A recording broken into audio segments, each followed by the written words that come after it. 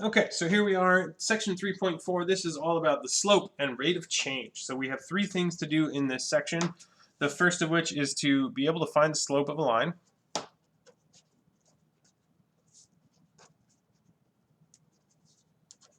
The second is to look at the slopes of our old friends, the vertical and horizontal lines.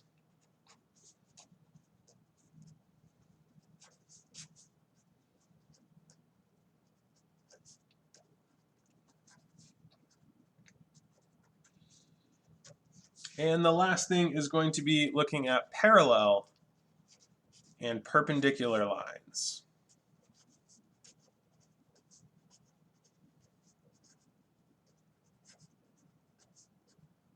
We're just going to touch briefly on parallel and perpendicular lines because they should be popping back up in the next section as well when we find equations. So we're going to be doing a little bit with those in two sections here. So let's talk about slope.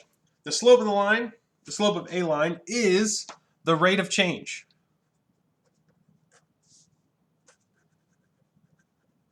They are one and the same. So if you say slope, you are referring to a rate of change, specifically for a line. It gets its own special name.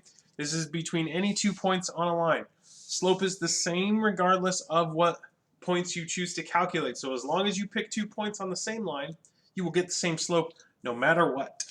And so our slope formula down here, given a line L that passes through A comma B and C comma D, the slope M is the change in Y divided by the change in X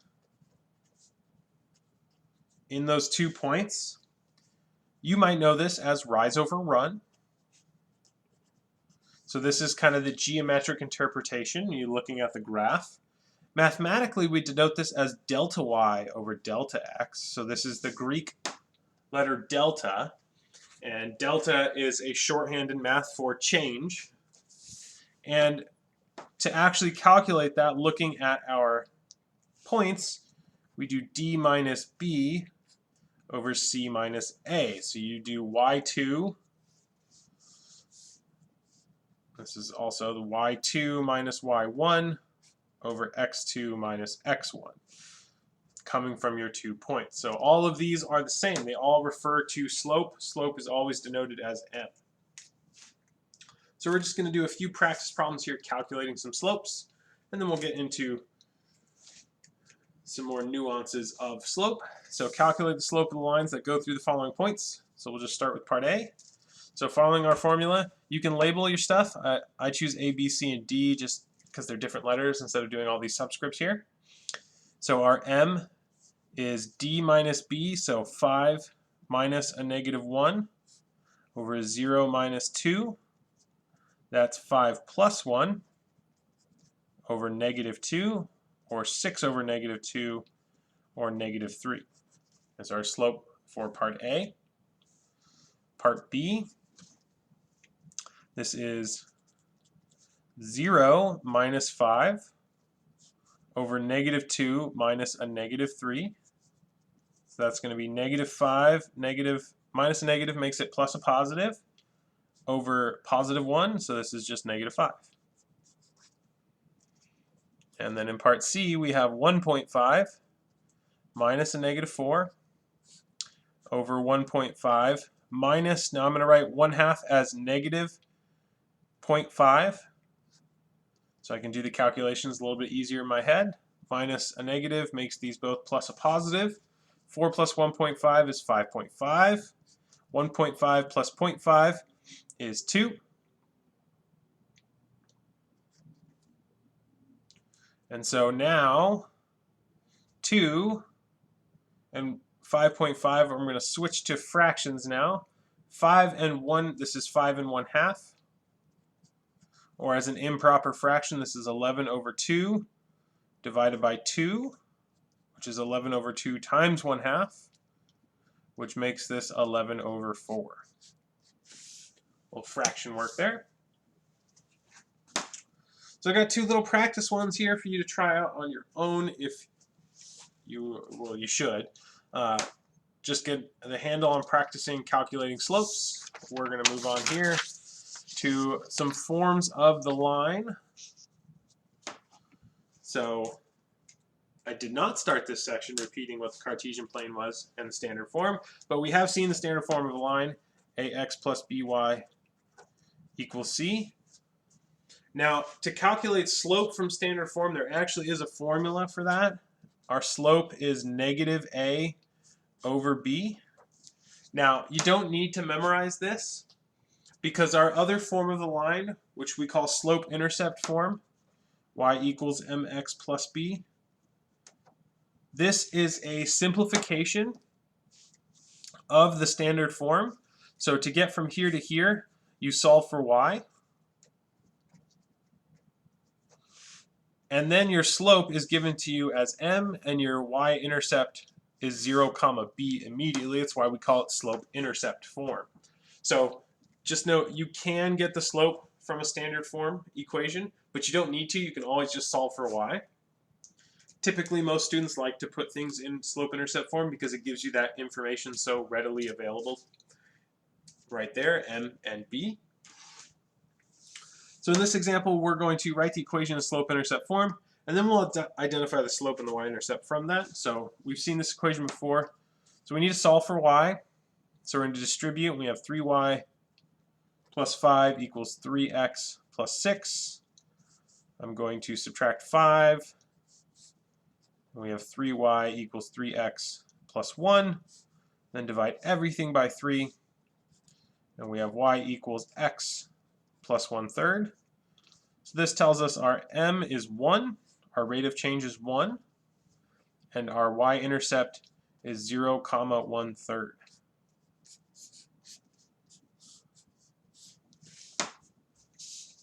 And so a few minutes of algebra work to get your slope and your y-intercept immediately without having to do any guesswork or memorizing another formula. But it is there for you if you like it. A little practice one here. I don't know what happened to the formatting on this. It got a little strange. But now for the example, we're going to find the slope of the line. We're going to do this in two ways. The standard form way and the slope-intercept form. So let's do slope-intercept form first. So subtracting 3x from both sides, we would get 4y equals negative 3x minus 12. We divide everything by 4. We get y equals negative 3/4 x minus 3. So m is negative 3 over 4. And our intercept is 0, comma negative 3. We didn't need the intercept, but I'm used to writing it. So now looking at our standard form formula, m should be negative a over b. This is a and this is b. So m should be negative a over b, which is negative 3 over 4. And that's exactly what we got over here. So if you're ever not sure one way or the other, if you use this formula or you put it in slope-intercept form, just do the other way. You can check your work really easily and really cleanly like that. So, turn the page now. Identify the slopes of the following lines. So these are the two vertical and horizontal lines we graphed in the last section. That would be these two here. So we're going to just apply the slope formula to both of these. So m equals y2 minus y1 over x2 minus x1. Now, we don't know what y is because there's no y's in this equation, so we'll just leave that as y2 minus y1. But we know that when x equals 2, that means x is always equal to 2, so we have 2 minus 2 on the bottom. Because it doesn't matter what other points we pick, the second x value will always be 2. So this gives us y2 minus y1 over 0, which is a big no-no in math. Right? That's the only number we're not allowed to divide by. So when we divide by 0, we say that this value, this m, is undefined.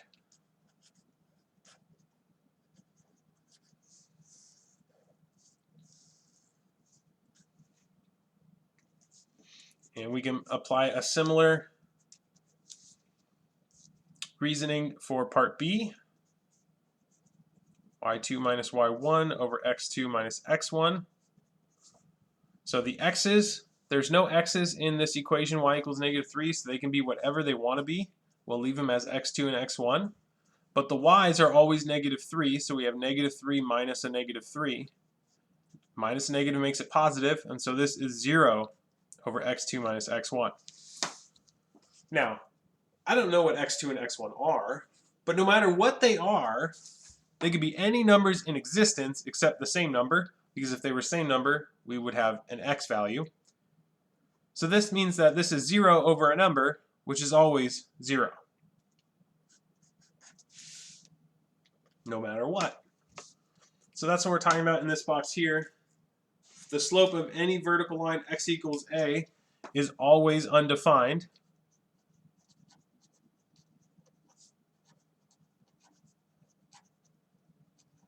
And the slope of any horizontal line y equals b is always 0.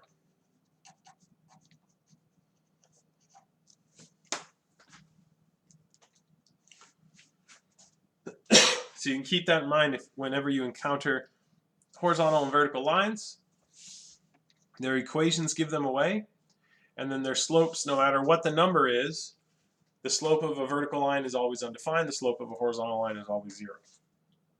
So in these next two definition boxes, parallel lines, there's only one thing that defines a parallel line. We say two lines are parallel if they have the same slope. Simple as that, as long as their m's are the same. But for perpendicular lines, it's a little bit more complicated. So two lines are perpendicular. Remember, perpendicular means that they make a 90-degree angle when they cross each other.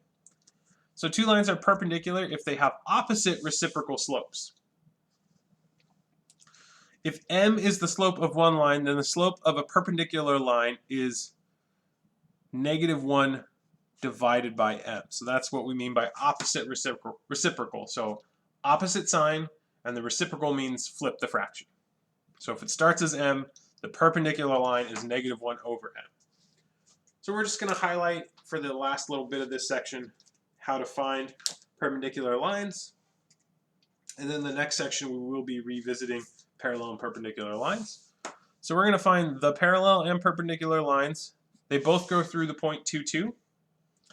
And so we have the line that they need to be parallel and perpendicular to. So our m here, we did this in the last example on the last page here, is -3 over 4. So to find the parallel lines, or the parallel line, the slope needs to be the same. So m has to equal m. So we'll have y equals -3 over 4x plus b. Now I don't know what b is, but I do know the point that it goes through. So 2 equals -3 over 4 times 2 plus b, and I'm just going to solve this equation for b now. So 2 equals -3 over 2.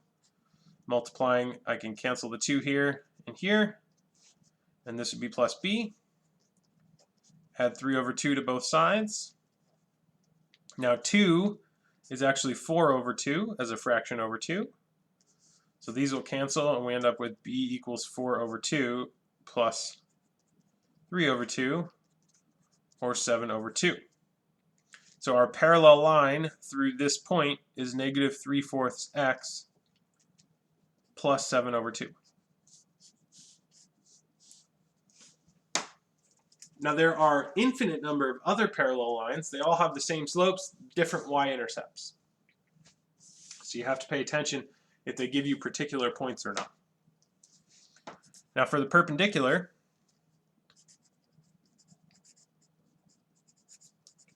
line, if our m is -3/4, then -1 over -3/4 is positive. 1 over 3/4 is 1 over 1 divided by 3/4, which is 1 over 1 times 4/3, which is just 4/3. So our line then, y equals 4/3 x plus b. This is also supposed to go through 2, 2. So we're just going to plug in that point. So 2 equals 4/3 times 2 plus b. 2 equals 8/3 plus b. We're going to minus 8/3 from both sides. Now 2 as a fraction over 3 is 6/3. So I'm going to flip the page here. So we have 6/3. It's not plus, it's minus 8/3. And this is 8/3 plus b minus 8/3. So we end up with b equals negative 2/3. So that's our b. Coming back to our last problem here, our perpendicular line is y equals 4/3 x plus minus 2/3.